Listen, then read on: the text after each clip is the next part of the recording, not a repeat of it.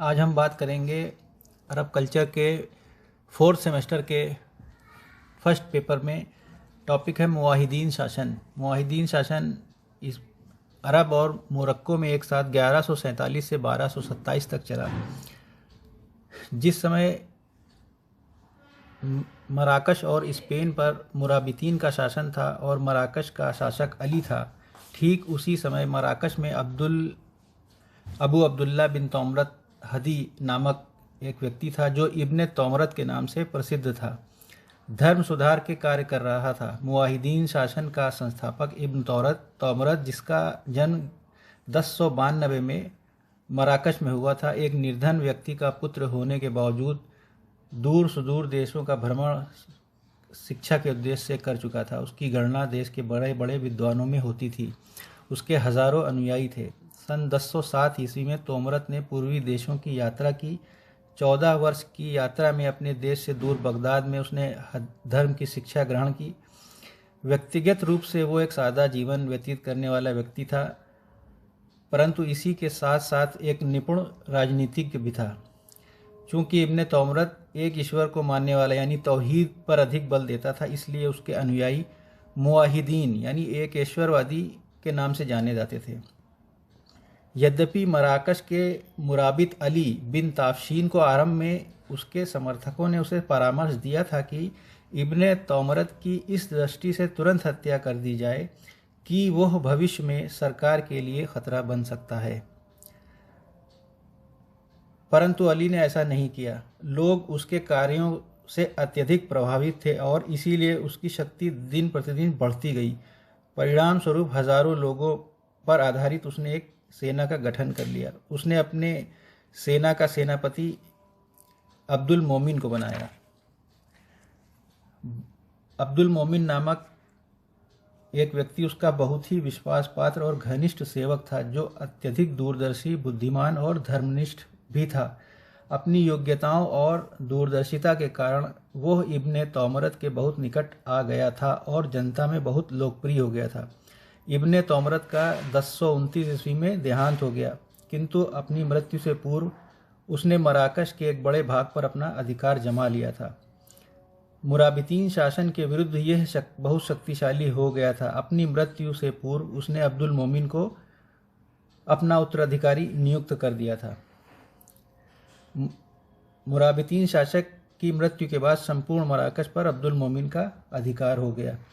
मुराबितीन और मुवाहिदीन के आपसी झगड़ों ने स्पेन के ईसाई शासकों को स्पेन में इस्लामी इलाकों पर आक्रमण करने के अवसर प्रदान किए। उन्होंने स्पेन के अरबों पर अत्यधिक अत्याचार किए और उनके इलाकों का विनाश करते हुए कोर्दोबा तक पहुंच गए।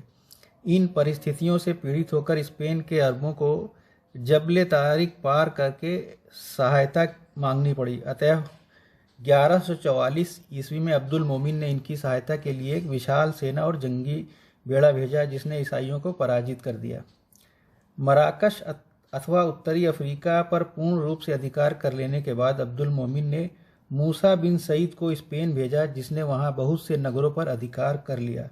तत्पश्चात अब्दुल मोमिन स्वयं सेना लेकर स्पेन आया और अल-फतह नाम के एक नए नगर का निर्माण करवाया। अब्दुल मोमिन ने बड़ी दूरदर्शिता तथा पूर्ण दक्षता के साथ अपनी सेना को संगठित किया। उसने सेना को 2 भागों में विभक्त किया। 3 लाख सैनिकों पर आधारित सेना को मराकश में रखा और 2 लाख सेना स्पेन में भेज दिया। अब्दुल मोमिन को विश्वास था कि वह अपनी सुदृढ़ और संगठित सेना द्वारा संपूर्ण यूरोप को अपने अधिकार में कर लेगा, परंतु 33 वर्ष तक सफलतापूर्वक राज्य करने के बाद 1163 ईस्वी में उसकी मृत्यु हो गई और यूरोप पर शासन करने का उसका सपना साकार न हो सका। अब्दुल मोमिन एक दूरदर्शी और प्रतिभाशाली शासक था। उसके शासनकाल में शिक्षा, दीक्षा और कला के क्षेत्र में बड़ी उन्नति हुई। राजधानी में स्थित विश्वविद्यालय में 3000 छात्र अध्ययन करते थे। छात्रों को सैनिक प्रशिक्षण भी दिया जाता था, जो अनिवार्य रूप से दिया जाता था। यूसुफ मंसूर। अब्दुल मोमिन के बाद उसके पुत्र यूसुफ मंसूर ने शासन संभाला। यह एक अत्यधिक साहसी, ईमानदार और दूरदर्शी युवक था। यह युद्ध के साथ साथ राजनीति के मैदान का भी माहिर था। पूरे देश में उसने पाठशालाएं और बहुत से भवन बनवाए, जिसमें राजभवन, मस्जिदें, बंदरगाह और पुल भी सम्मिलित थे। व्यापारिक मंडियों में भी बड़ी उन्नति हुई। यूसुफ ने अशबेलिया में एक बहुत बड़ा पुल बनवाया। इसके अतिरिक्त वहाँ एक नहर भी बनवाई ताकि जनता को पानी मिल सके। इसके निर्माण पर बहुत सा धन व्यय हुआ। स्पेन में अपने 1 वर्ष के निवास की अवधि में यूसुफ ने वहाँ की काया पलट दी।